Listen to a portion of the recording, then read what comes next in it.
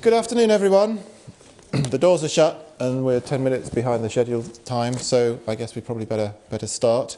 Thanks for coming along to this breakout session on district heating. My name is Mike Thornton. I'm the chair of the session, but don't worry, I won't be saying an enormous amount because I'll be leaving that to the experts and yourselves. I'm the head of the Energy Saving Trust team in Scotland, and I'm also the co-chair of the Scottish Government's Expert Commission on District Heating, which is probably why I'm here. The Commission's job is to report to the Scottish Government on how to produce a step change in the rate of district heating installation in Scotland. So we are very interested in the delivery agenda that's the subject of this breakout session. Scotland's got quite a good record for delivery in a UK context, which is obviously somewhat limited, in developing district heating schemes, but I think there is a need, both in Scotland and the rest of the UK, to increase this very significantly. So this afternoon, as the programme says, we're here to look at the challenges and opportunities in delivering financeable, is that a word, district heating schemes. Questions like, are the key challenges financial or practical? How do we target schemes that add the most value? What's the role of green finance? What's the role of the public sector?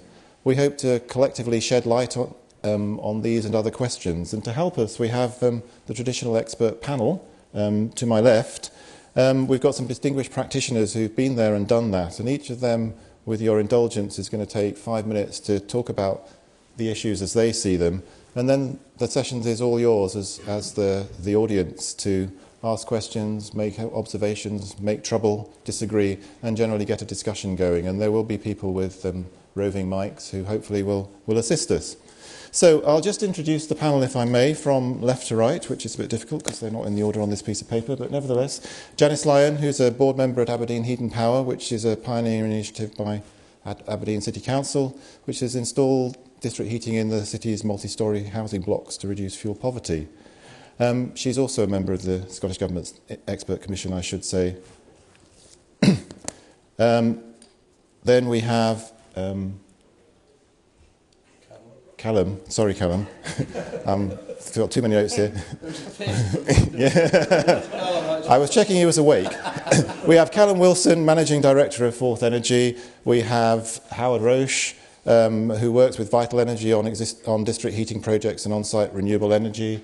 We have Malcolm Ball from the Green Investment Bank, and we have Michael King, author and consultant, who provides strategic advice on district heating to a wide range of local authorities and housing associations across the UK and I believe in America.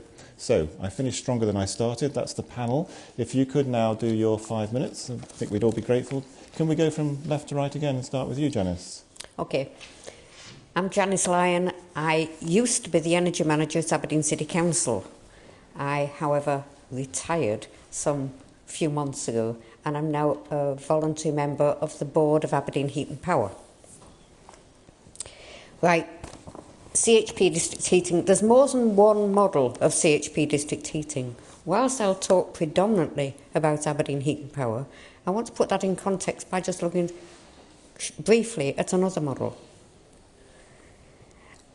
Whatever you're looking at with CHP, you have to be looking at whole life costings.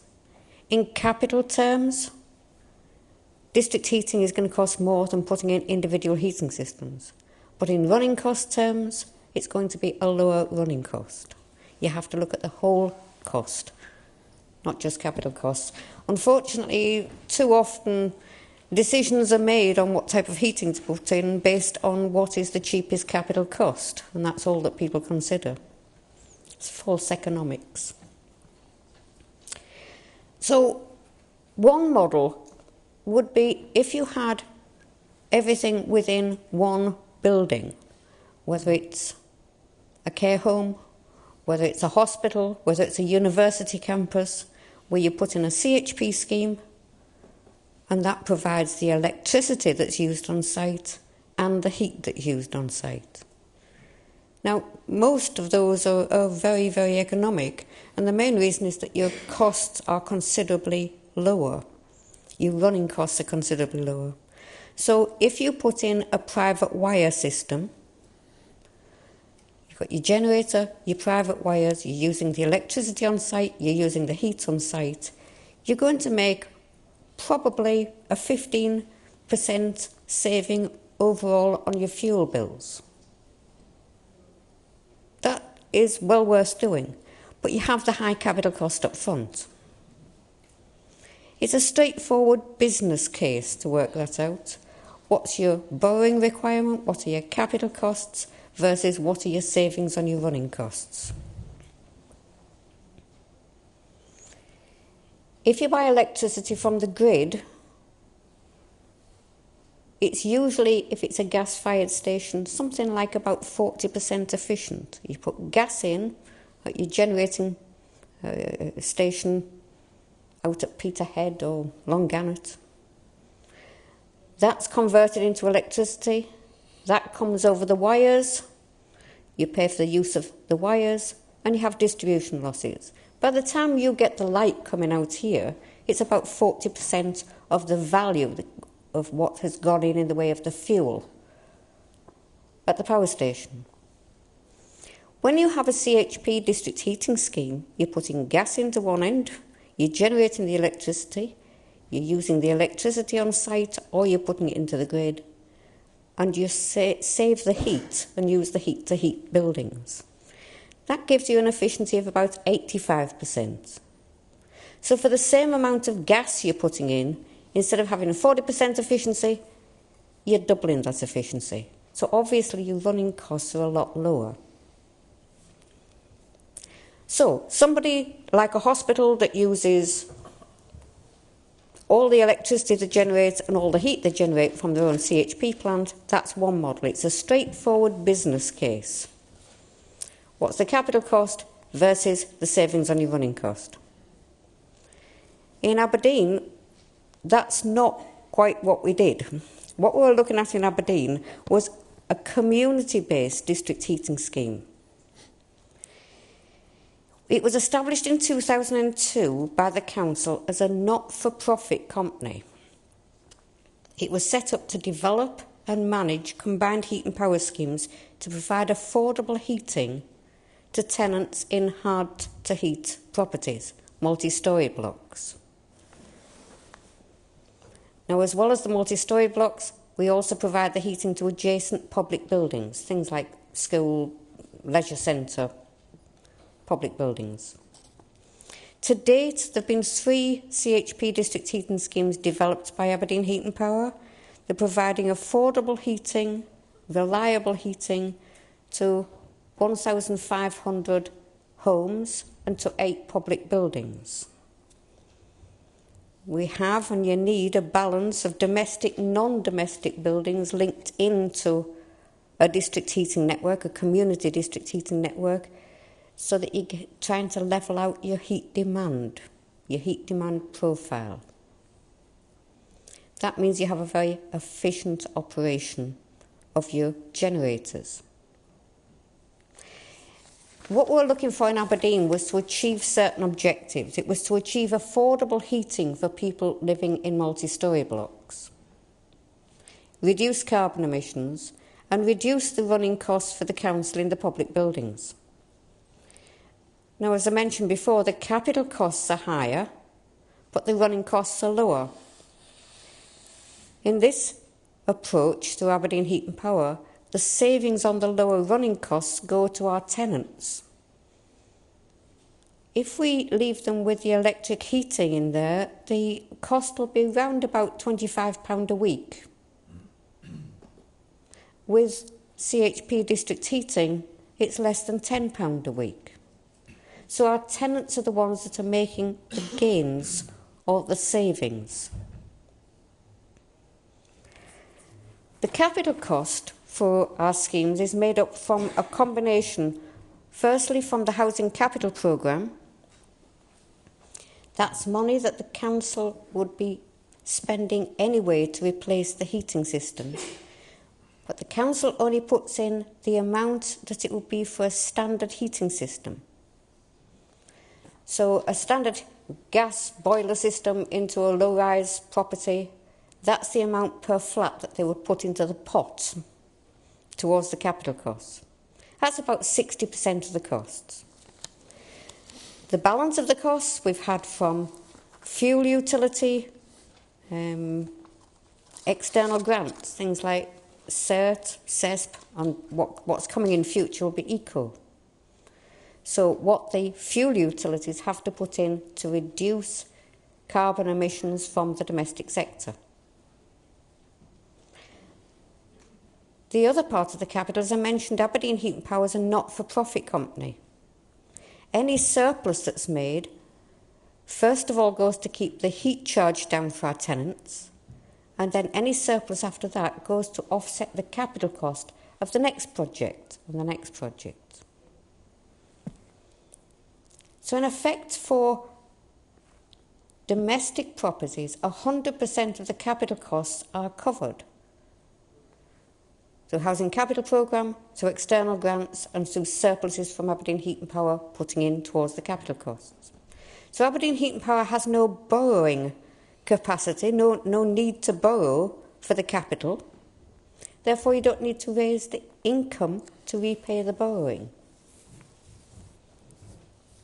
Now, that's what we do with the domestic side. We also, of course, have non-domestic, the public buildings, and that is the same basic business case as you would use for a hospital or any other business case.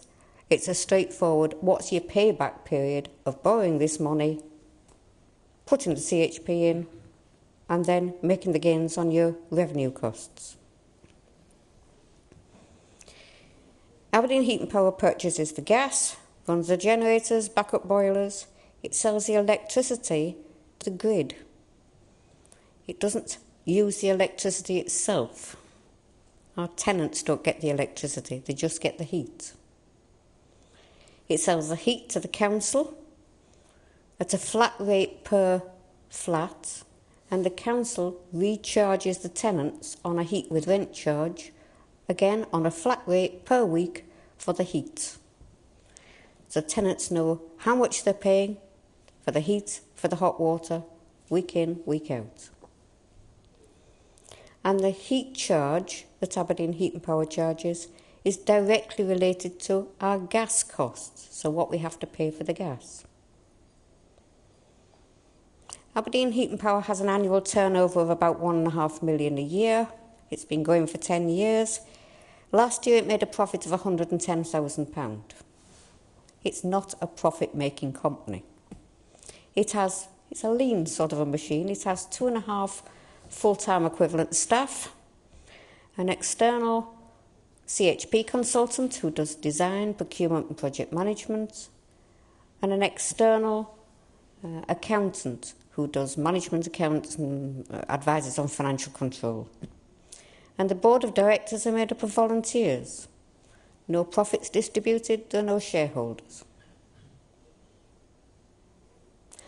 So you've got two different models there. Both of them demonstrate that district heating can be successfully applied in Scotland, meeting very different aims, and in both cases can be stacked up so they're economically viable. That's my lot. I'll hand you on. Thanks, Janice. Good afternoon. Callum Wilson from Forth Energy. Just to put things in context before I share some of my own and our views in terms of district heating. Forth Energy is a joint venture between Scottish and Southern Energy and Forth Ports, and we're involved in heat. We're involved in heat currently in terms of looking to consent and develop 3 large-scale biomass CHP plants in 3 of the ports in Scotland.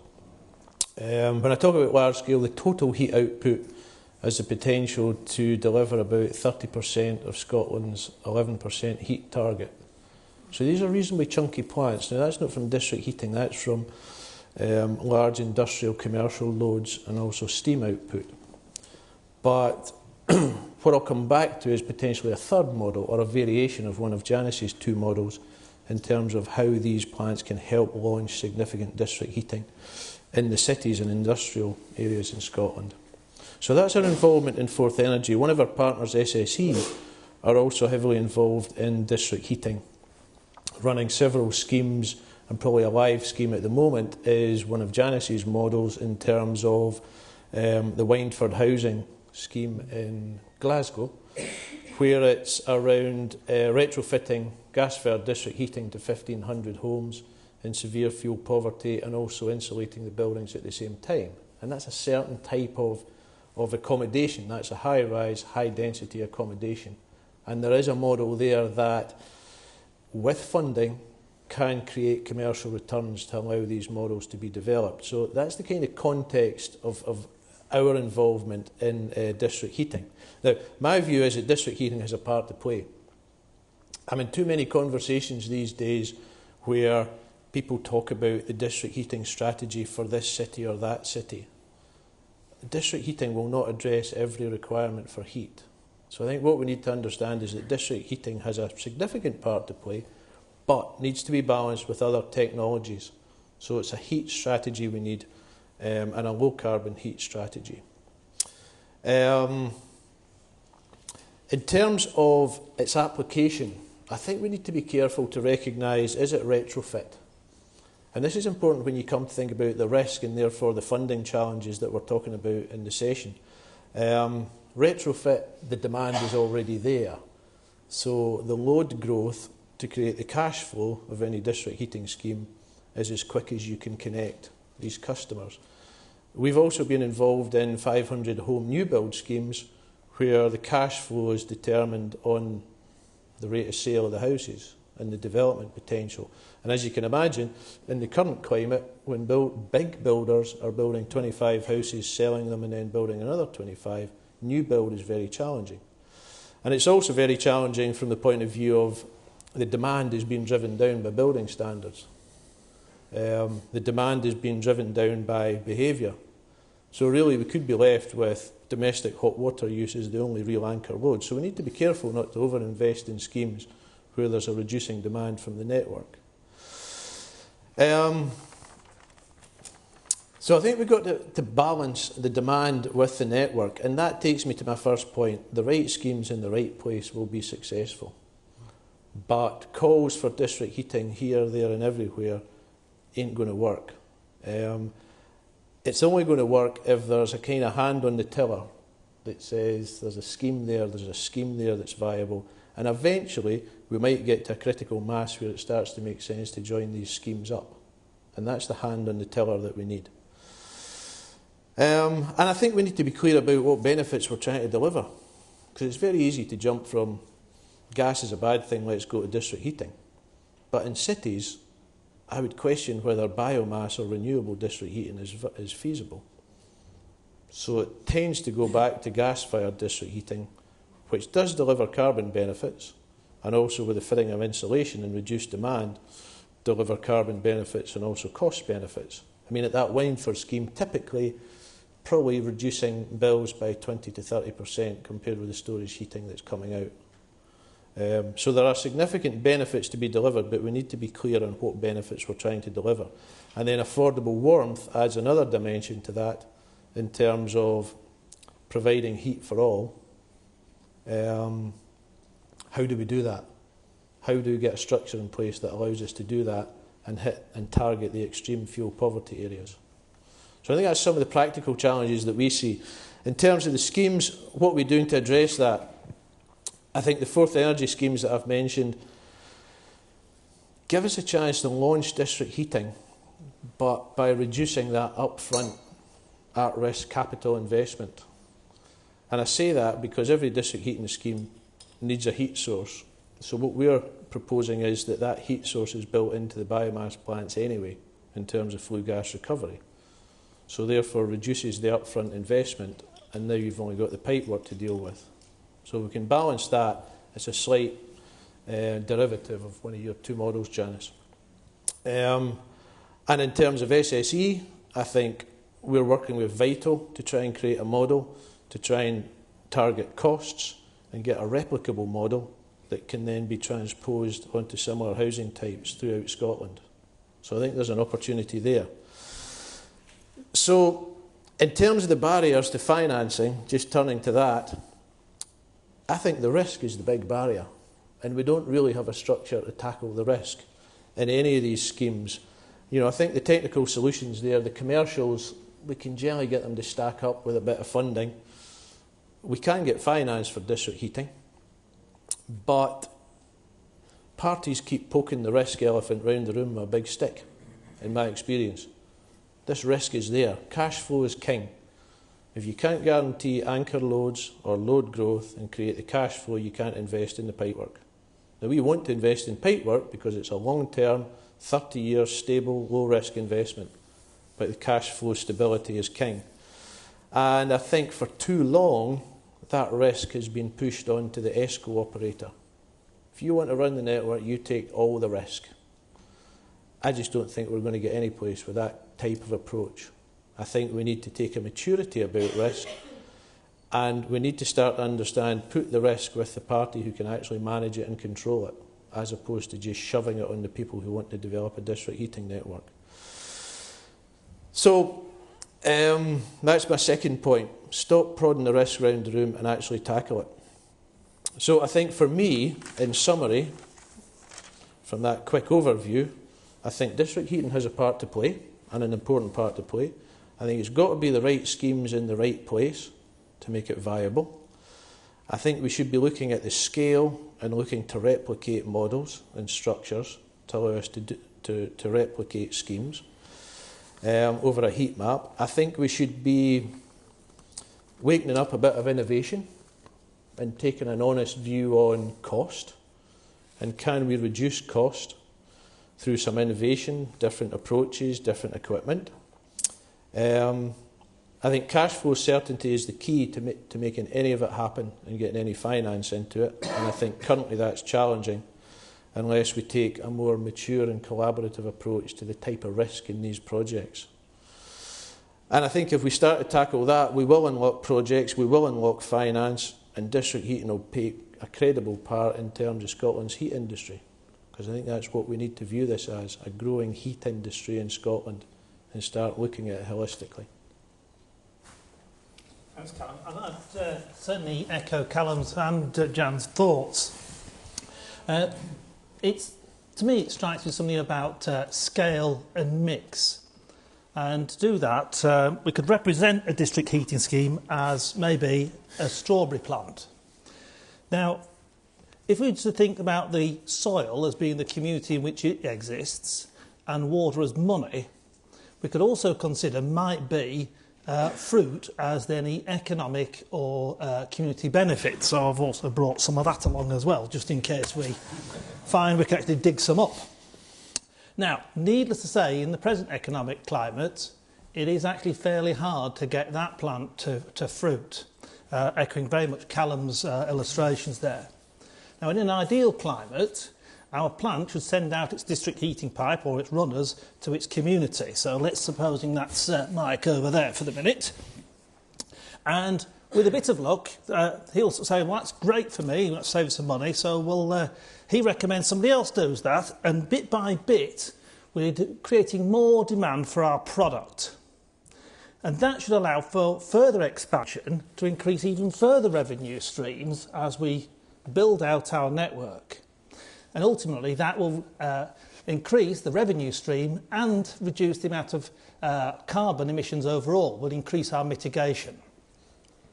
Now, as hopefully, it doesn't always happen this way, as the cost and revenue base widens, the cost per unit of heat delivered should reduce because the fixed overhead is the same.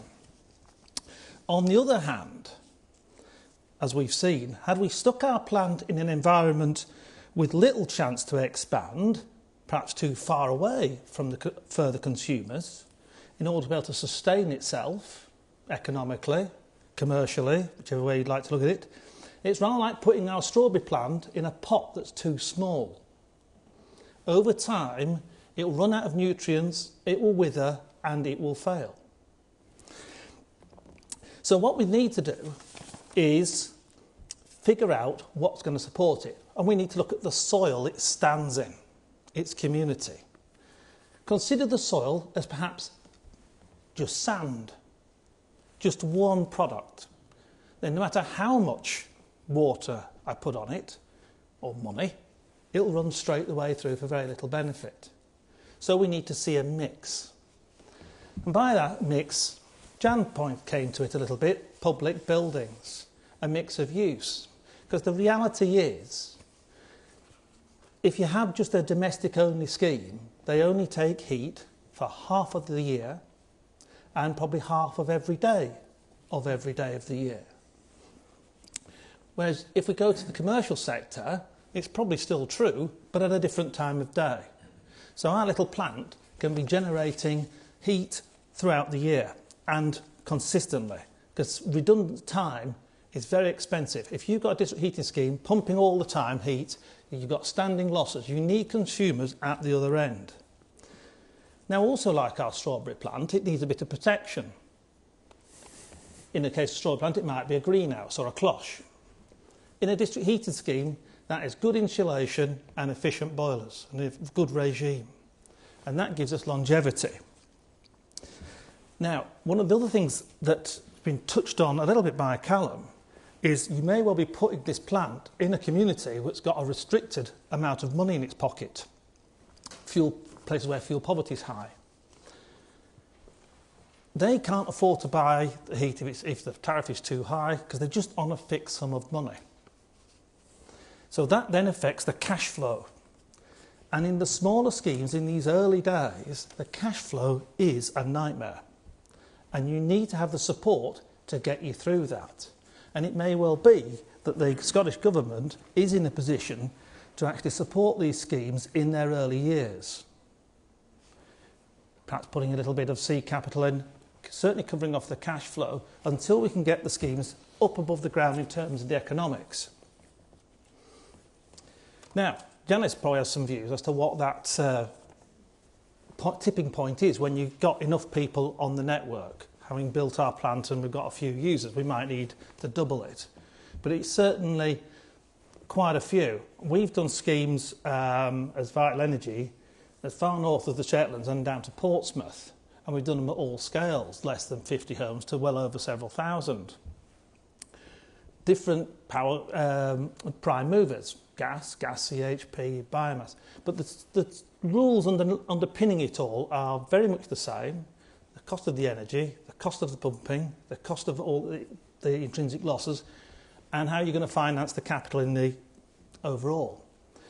Now, over the years, we've found that pipework technology in particular have improved a lot. The thermal losses are down. But what has proved difficult, and I'll be very much interested here from Malcolm's point of view, is it's sometimes quite hard to raise additional capital to get more efficient systems in. Because it's sometimes you have a fixed budget, let's say, I don't know, £5 million, but if it were perhaps £6 million, you could probably save yourself more than £6 million over the whole life costing, which is what Jan was pointing to, over the scheme. So you do need to find that sweet spot of the best capital expenditure over the longest term savings of the scheme. Now, these type long-term schemes and long-term savings is not something that finance houses find it very easy to actually support. Not surprising, they've got their own restrictions, their own rules they must abide by. I note that the new Basel 3 is sort of putting a 10-year sort of line in terms of finance rather than these schemes which could be in the ground for 30, 40, 50 years. Another question that sort of arises in the legislation that local authorities have to look at is best value. Now, and over what time that best value can be measured. And that makes sometimes some very perverse decisions, which I've seen personally. Hopefully, in the review that's probably due out in the latter part of this year by the Scottish Government, there will be some people looking at that particular way to allow local authorities and housing associations to take a longer view.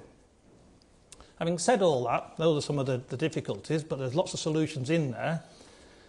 If we draw down on the best practice, and there is a growing body of it here in Scotland, that perhaps a little bit like the fields up of Perth and Angus and Forfar, not only will you have the best strawberries, but you'll have the best district heating as well. Okay. Beat that. Keep your crudity benefit. Howard, thank you. Good afternoon, ladies and gentlemen. Malcolm Ball, I work for what is actually UK Green Investments at the moment, shortly to become the Green Investment Bank, but we aren't allowed to say that until such time as we get state aid approval. I first of all want to establish my credentials here with you as the audience. I come from London, but I lived for 6 years in Glasgow. I worked for Scottish Power and a number of energy companies up here, so I understand a bit of the landscape. And just before joining UKGI, I had been seconded to the London Development Agency, working on their decentralised energy programme, and got to the point just before all the cutbacks where they were prepared to invest about £20 million to try and develop cogeneration CHP district heating across London. First, I want to say a couple of words about the UK Green Investment Bank as is going to become, before I move on to answer the questions, if I may. The mission of the bank is to accelerate the UK's transition to a green economy, and in doing so also to become an enduring institution, and that itself creates some tensions about how quickly we can deploy the £3 billion of capital we have to spend, making sure that we mobilise other capital, and also making sure that we get a reasonable return for that. And I'm sure that will be a question that will be asked of me later on. The priority sectors are offshore wind, waste to energy plants, waste recycling technology, the Green Deal, which we don't do a lot of in terms of origination, that's been done elsewhere, and then non-domestic energy efficiency. And it's the non-domestic energy efficiency part that I work in. We are formulating our strategy now. We are waiting for the Chief Executive to join in just a couple of weeks' time. But broadly speaking, in non-domestic energy efficiency, we would see the market breaking down into retrofit, both public and private sector, into infrastructure, which is smart meters. There's a massive capital requirement in terms of the metering technology. Street lighting, which is an obvious one, and lots of communities are talking about street lighting, and also district heating and CHP. And then the industrial piece is the energy-intensive industries, sort of medium industries, which use a lot of energy but wouldn't be classified as energy-intensive, and then small to medium-sized enterprises. And so those are our private sectors. Our priority sectors. Coming to the question that's been asked, we've been around talking to lots of cities up here, of course, as well as in England, about their plans for decarbonising their communities. And I'm going to list now just a few characteristics which, from our point of view, seem to make a good scheme. Okay, and the first one of those would be where there is a very positive strategic environment in which to develop schemes. So what do I mean by that? That the city or the local authority has developed some sort of climate change action plan or carbon reduction plan. They know where their energy comes from, they know where their emissions are by sector, and they have decided, broadly speaking, how they're going to decarbonise each one of those particular aspects. That there is a business case based on skills, jobs, fuel poverty, other social metrics which would support them in terms of investing in that area beyond a return on capital employed as we would look at it very narrowly. As far as district heating is concerned, evidence by heat maps of where the best opportunities are, which would then allow some planning policies to be brought into play in terms of connecting to schemes, and maybe the city or local authority mandating that all their own buildings will connect to such schemes as well. In strong political support, without the political support, none of this has happened, and that strategic environment helps the political support to come on board. The gap that we see is the development capacity to bring these projects forward. I'd be interested in your comments on this, Janice, later on. There are a number of very good sustainability officers, energy managers, desperately trying to get projects to move. They can get to outline feasibility study stage, but they find it frustrating to be able to take it to the next level. And our feeling is that private sector development capacity is what's therefore required once that evidence is in place, and they would be encouraged to come in. And I think then finally, not a change really, I suppose, in some of the previous speakers, is in that we are looking in particular for scale, because at scale that we can reduce costs, we can commoditise heat sale agreements, we can get special powers, planning powers brought in, and so on. So what we are looking to do is to assist the industry to commoditise in many aspects of the supply chain of a project, which don't really create a huge amount of value. I mean, arguing over heat sales agreements is just painful, and there's not a lot of intellectual capital and a lot of innovation in that area, but there's a huge amount of confusion that goes on. So what are we doing as UKGI at the moment? We're looking to engage with early adopters who have an ambition to work at scale. We have an appetite to support development capacity. We are interested in feeding back into other government departments. We are currently a sub-department of BIS, and we interface a lot with DEC, and we want to use our commercial experience in the marketplace to act as an honest broker, if I may say that, to communicate a message to those departments about what will and what will not work if they really want to decarbonise the UK economy. And if we can achieve that, then we feel that there is a reasonable amount of investment that we could make in district heating in the UK, particularly also with industrial heat. I mean, it's a big target area for DEC. Thank you. I actually flung together some slides on the train, so I'm going to move over here. Okay. Firstly, is that I should put a disclaimer here. I've actually got to put up Aberdeen Heat and Power because I am on the board at Aberdeen. In fact, I think I'm the longest-standing member of the board, having been there since the beginning. But I'm speaking now as a private individual, so that shouldn't be there. Right.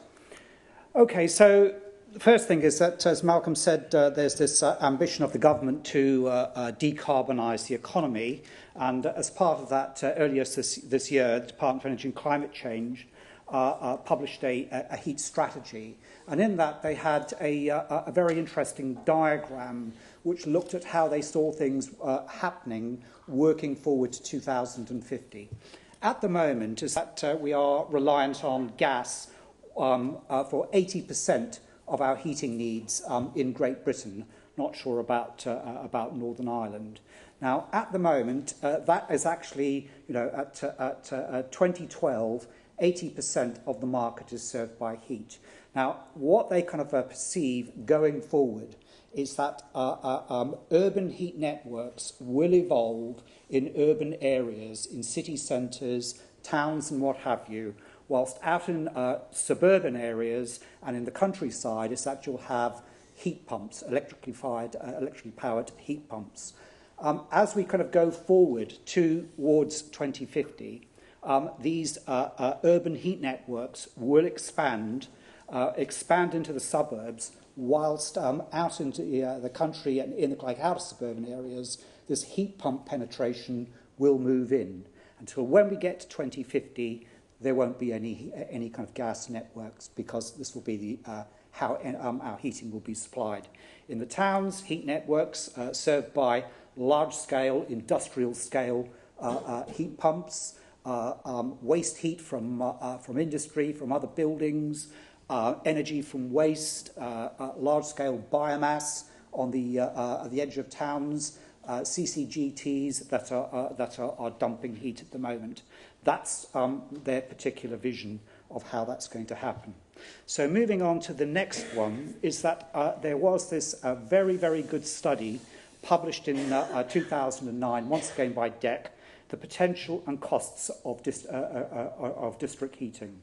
And the principal barriers that they identified were the high upfront capital costs and also the high hurdle rate required by developers, by investors. Now, at that kind of 15% rate of return that currently commercial investors are looking for, there's practically no potential in the UK. It's just in the real heart of cities. We have particularly high density, mixed use that other people, Howard referred to. So you've got that diversity factor as well. But outside, there's nothing.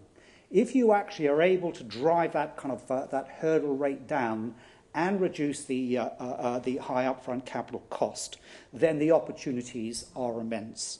If you get it down to 3.5%, which is public sector rates, is that there are up to 8 million households that could be connected and 26 million square metres of commercial space. That, ladies and gentlemen, is approximately 1/3 of the building stock. By actually growing the industry, which is very, very small at the moment, is one would be able to achieve those cost savings in order to be able to drive down the upfront capital cost, which is such a problem at the moment. But if we were actually able to get those capital costs down by 25% and use a discount rate, then there would be no trouble in actually achieving serving 10% of the market. So one of the questions, and other speakers have referred to this, is that how do you kind of de-risk this? Because if an investor looks at an opportunity and they perceive it as risky, they will cost that risk in. So one way of actually kind of reducing the cost is to try and de-risk it. And here's a sort of a number of ideas about how that could be done. One is that the public sector develops the project, and in that way is that they can access public sector capital rates, and so they are actually taking responsibility for it. Now, there's a great opportunity in Toronto where the City Council, in association with their pension fund, developed a district cooling network, taking the cooling out of the bottom of Lake Ontario and distributing it around the financial sector, financial district of downtown Toronto. That is now fully built out, and both Pension Fund and the City are now selling 100% of their shareholding in that, and they're going to make a stack of money out of it because they've taken the risk and done it. Second way is that one could actually, in that kind of particular way, refinance it after development. And so whilst a project is being developed, it's particularly high risk. But once it's actually built, it's low risk. It's just a utility. It's like sewage. It's like, it's just pipes in the ground. It's very, very kind of low risk. It's the railway stations on the monopoly board. It doesn't produce a great revenue, but it's very, very solid. So that is a possibility of actually getting it built and then kind of refinancing it after once the thing is built out, getting in pension fund money, potentially bonds, or what have you, getting that kind of scale that Malcolm refers to by aggregating different schemes. Another way would be to blend capital sources. So CHP and district heating infrastructure have completely different lifetimes. CHP engine lasts about 15 years. It produces electricity as well, which is a high kind of revenue product. Whereas district heating lasts 50 years. It just carries heat, potentially cooling as well, and the calorific value of what's in the pipe is comparatively low compared to gas or oil or what have you. So that the returns you can get on it will be different. The risk profile of each technology is different.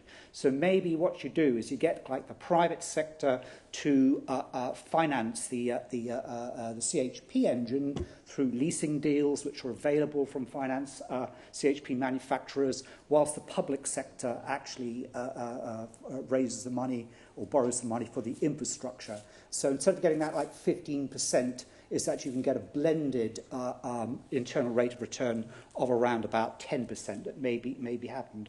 But the point is that you still need to actually kind of raise the development costs under each kind of particular of those scenarios to make the thing happen. And development cost can be 10% of capital expenditure. And so that is back down to the developer, the local authority, or whoever's taking the project forward to find that 10%, and that still remains a barrier. The other thing is that one can actually assemble the different loads into a kind of package. And I work with Leicester City Council in doing this, where they put all of their public buildings, their social housing estates in the city centre, as well as negotiating a deal with the university, brought all those loads together and then kind of put it out to the market, and have successfully got a private sector ESCO to come in and develop that. But they had to set aside 400 grand for the procurement process because it's so big, so complex, it has to go through a competitive dialogue process under OJU, which is 2 years long, very, very expensive. So that remains a barrier. Then there's the not-for-profit model, which Janice referred to. I kind of personally very enthusiastic about that because of the asset lock that Janice referred to. So any surpluses, instead of actually leaving the city, are reinvested in the city in the extension of the pipe network, doing additional schemes and what have you. But part of the problem with that is you can't access equity funding. But the most crucial thing is that you do strip out the profit element of it. And commercial ESCOs, some commercial ESCOs, is that their overhead and profit is 20%. So you strip that out, then you're actually kind of making substantial savings. And the last thing is that we hear this on the platform, the session we've just been in, and from other speakers, what about underwriting the heat off-takes? Getting a power purchase agreement for the electricity sales from a CHP engine is not difficult, and banks love that because it's long-term, secure, what have you. What they're kind of worried about is that you start designing a scheme, and this has happened over the past 3 or 4 years with the financial crash. I was talking yesterday to the people at King's Cross, and they started out with a project that was £700 million worth of investment. After the property crash in 2010, it shrank down to like 20 million. And that actually makes investors nervous. So if we will get some way of actually underwriting, of government underwriting the heat off-take risk, is that would substantially reduce the risk and kind of give confidence to investors to come forward and do it. I put there nuclear question mark, because that's exactly what the nuclear industry is asking government to do through some sort of Heath Robinson arrangement. So why shouldn't we have that for this, if they really are going to deliver that ambition? I just put up this slide for a bit of colour, and it refers to that kind of blending thing. Here you have 15% IRR. That is the private sector hurdle rate. 8%, that is if you're doing debt financing. Local authorities can borrow from the Public Works Loan Board 3.8%. You add on capital servicing, administration, you can get to 8%. Chief exec at council the other day told me she could do it for 7%. But if you've actually got cash, you can do it lower than that, like that kind of pension fund in Toronto. At the moment, they're investing their money in the bank, and they're lucky if they get 3% for it, 2% for it. So if they can actually kind of get 4%, they're still making a hell of a lot more money than if they left it in the bank. So you could go below that. Just in concluding, just in terms of summary, is that I don't think it's going to work unless investors lower their expectations. And I think about this is that, at the moment, is that if you put your money in the bank and you're only going to get a 2% return on it, why is it that commercial investors are still looking for 15%? Has the world entered a kind of new phase, a new era, where we can no longer expect these high returns and investments and have to readjust down to expect lower returns? But in total, is that I think that district heating needs to be recognised in an infrastructure and funded accordingly, in the same way that roads, bridges, railways are, rather than actually being a generation technology, because it's not. It's an infrastructure. Lastly, is that this is coming from the Conservative Party conference in Birmingham, isn't it? Is that a quote from George Osborne: "The successful UK shale gas industry has the potential to create jobs, support the UK energy security, benefiting the economy and taxpayers." Well, we can do that, and we can also save carbon at the same time. And he goes on to say, the government believes that a targeted tax regime will help unlock the investment. Well, we'll have some of that too. Is that why not the heat off takes? Why not underwriting the risks? Why not actually providing a tax write-off for those development costs that developers are actually having to take on the chin right now and actually roll into their model? If they could write that off against tax, it would make a substantial difference. So yes, please, we'll have equal treatment with other technologies, please. That's all I have to say.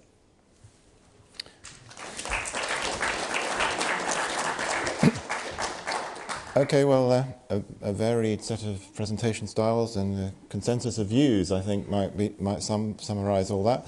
It's over to you guys now. I think we've still got microphone people at the back, or perhaps not.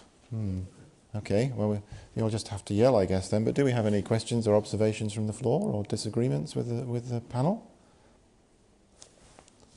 Lady, Jan Faulkner from Aberdeen City Council. I've got a question from Michael King.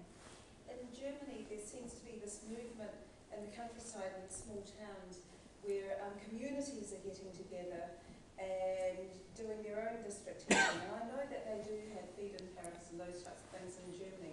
My question for you, do you think it's at all feasible for something similar to happen in Scotland? I do. Now, I don't know about Germany, but I do know more about Denmark. And in Denmark, there is a thing called the heat law. And one of the conditions of the heat law is that municipalities have to do a heat plan to actually look at where the opportunities for district heating are. Having decided on that is that building owners are obliged to connect. It was very painful when this first got going about 30 years ago because that included domestic householders. And I met somebody whose parents had to do it at the time, and it cost them equivalent of about £12,000 to connect, which was a big issue at the time. Once connected is that that cost was sunk. They never had to pay for servicing of their boiler, replacement boiler and things like that. So having actually finding that money was difficult, but once they did it, they didn't regret. The other two elements of it is that all power stations have to be in CHP mode so that they can actually take the heat off, which goes into the networks. The last bit, which is pertinent to your question, is that if you are retailing heat, by law, you must be a not-for-profit, so the sort of the Aberdeen model. Now, two things about that is that in the big cities, the district heating companies retailing heat tend to be municipally owned companies. So that's owned by the municipality, but separate, so it has its own kind of business plan and model and what have you. In the rural areas, they tend to be cooperatives. They tend to be heat only, based on biomass, and are generally kind of maintained on a volunteer basis, generally by kind of retired gentlemen who got nothing better to do with their time.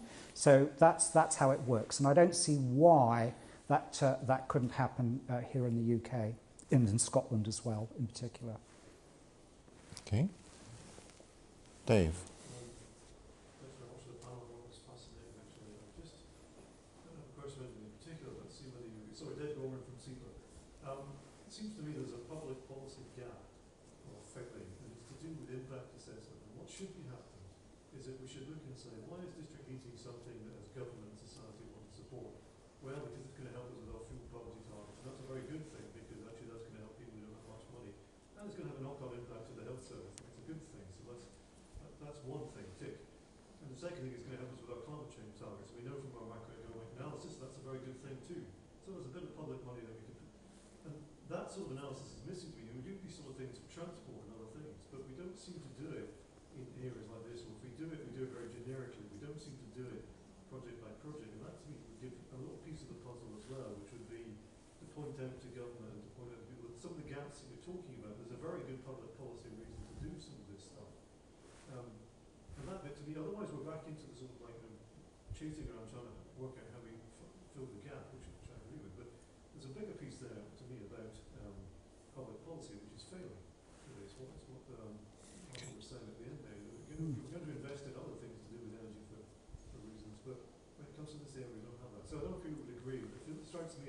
missing. Who'd like to comment on that? Janice? I think that's a perfectly fair point, love. District heating is not well established in this country. In many other European countries, it is the norm. I lived in Norway for a while. Nobody would ever query it, and there was a specific policy approach.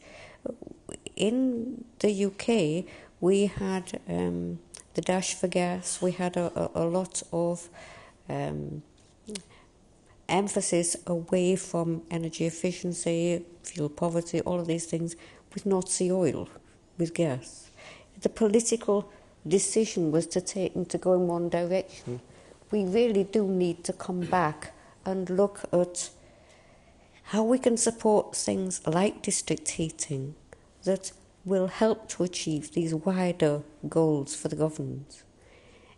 In a way, that's why it's pleasing that the Scottish Government set up a commission to look at the things that are required, to try to push it onto the agenda.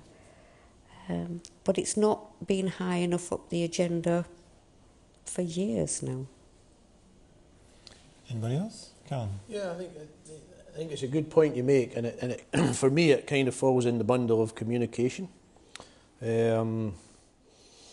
I guess over recent years, if we speak to the Scottish population as a whole, let's say, the question about renewable electricity, I think we get that. You know, I'm in conversations, people get that. We can't keep burning coal, that's a bad thing. Onshore wind, like it or loathe it, it helps. Offshore wind, yeah, I can see the jobs and the economic benefit and the industry growth and the carbon benefit. And I can see wave and tidal coming in 5-10 years' time. So all that I understand. When I say to the gamekeeper that lives in our street, we're also doing renewable heat, he looks at me completely blankly. What's renewable heat? Why do we need that? You know, I've got a gas boiler. The house is warm. Everything's fine. So I think the benefits that you're describing are quite right and accurate.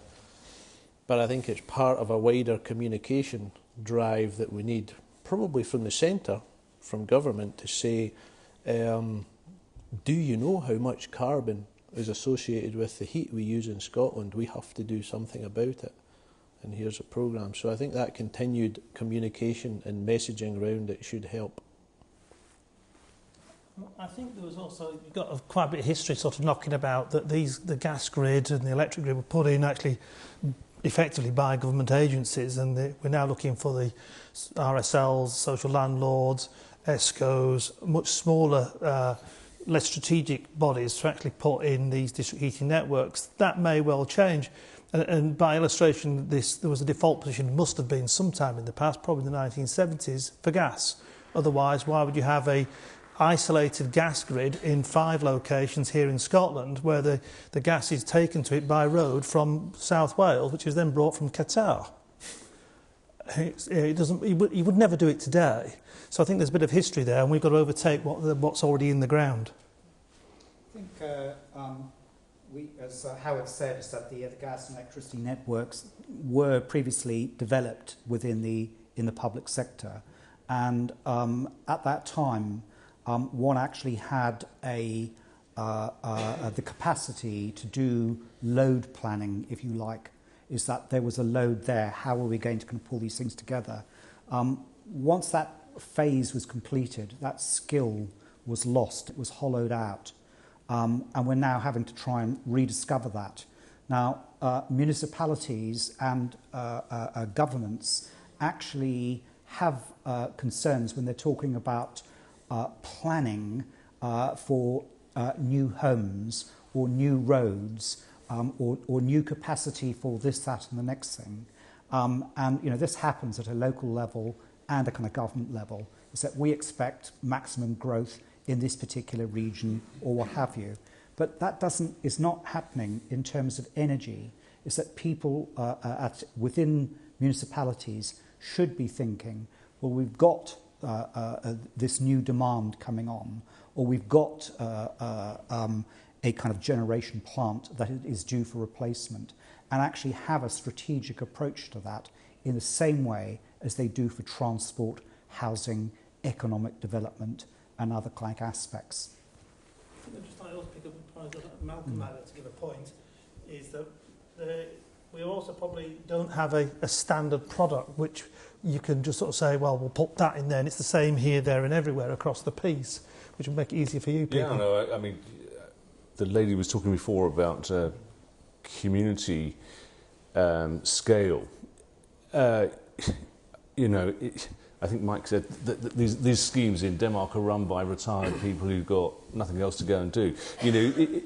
Developing these schemes from scratch at such a small scale is not easy unless we commoditise a lot of the heat sales agreements, It's got to be, for a community to pick it up, there almost needs to be a toolkit with sort of, here's the 10 folders that you need to do this, and it's got a standard form of contract, and all you've got to do is go around and sell it to the community, and everything's given to you, so you don't have any legal fees, it's just, your time.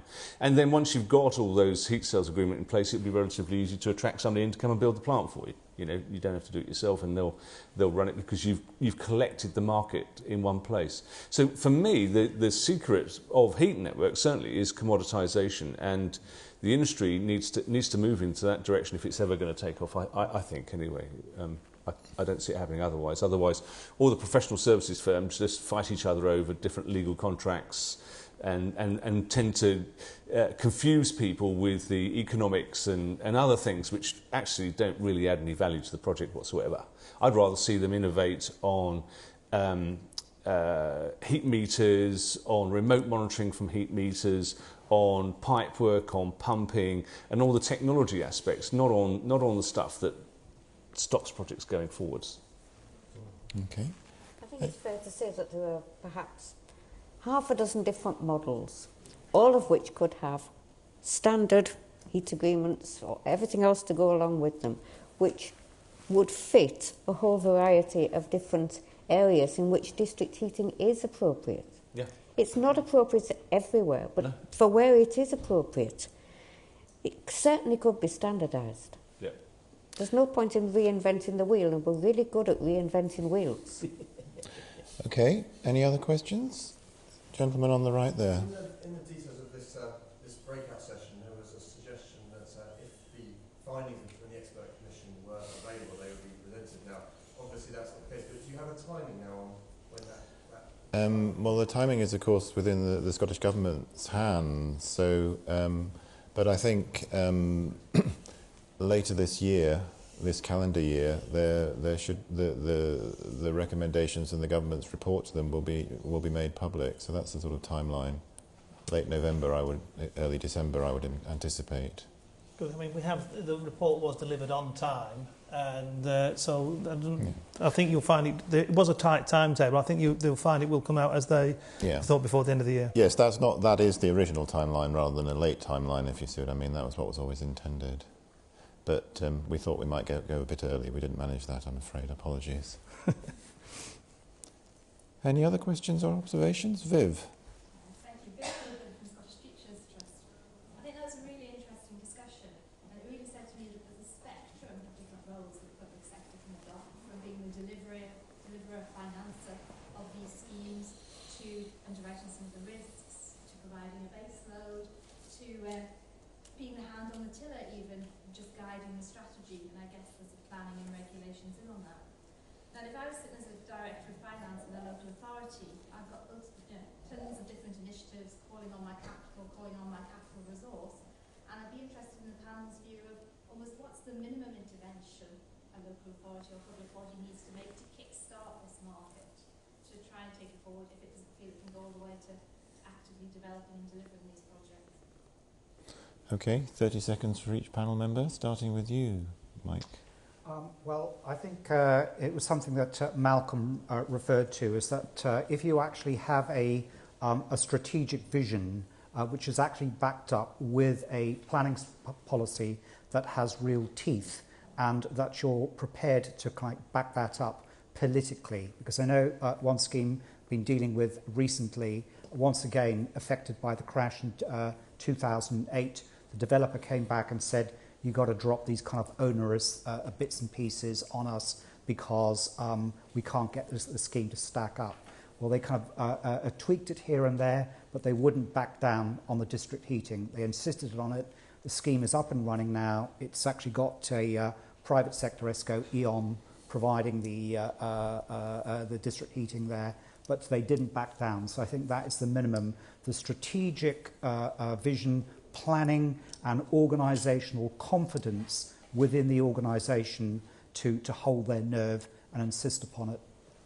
I'd add to that the ability of a public sector body to convene other public sector bodies and bring them to party to pledge their heat loads. So hospitals, universities, the local authority buildings, fire, police, and you know, it is their role to bring those sort of people together for the benefit of the whole community locally.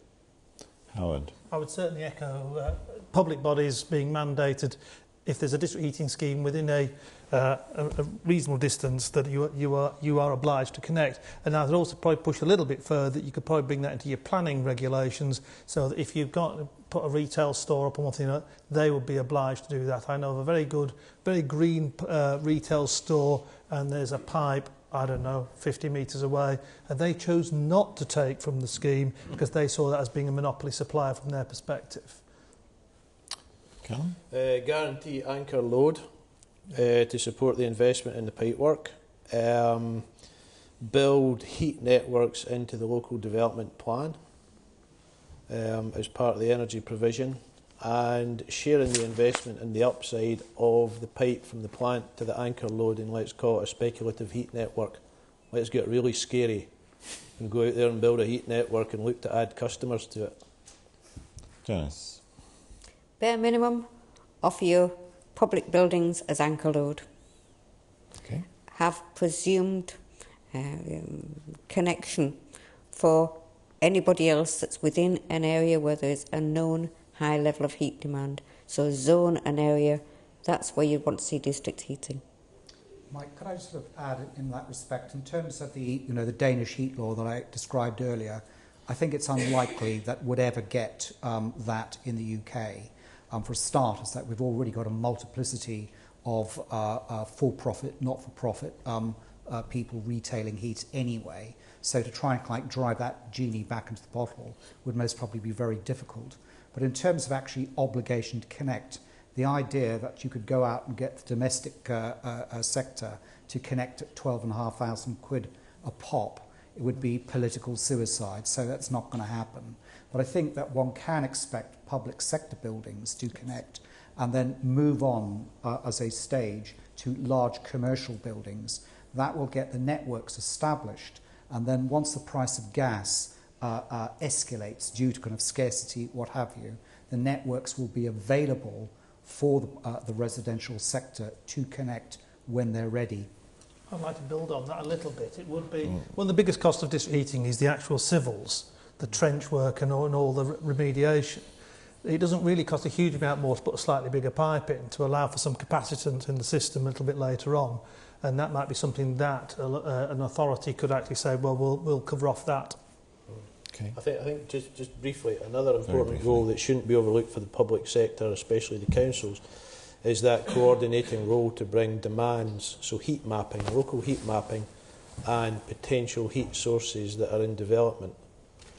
And doing that, that gives us a real chance of getting an integrated heat network with multiple in-feed sources, which really moves us up a level. So I think councils in particular, I think, have a key role in doing that, as some are doing, as in Fife, and others are looking at very localised heat mapping. So that's important.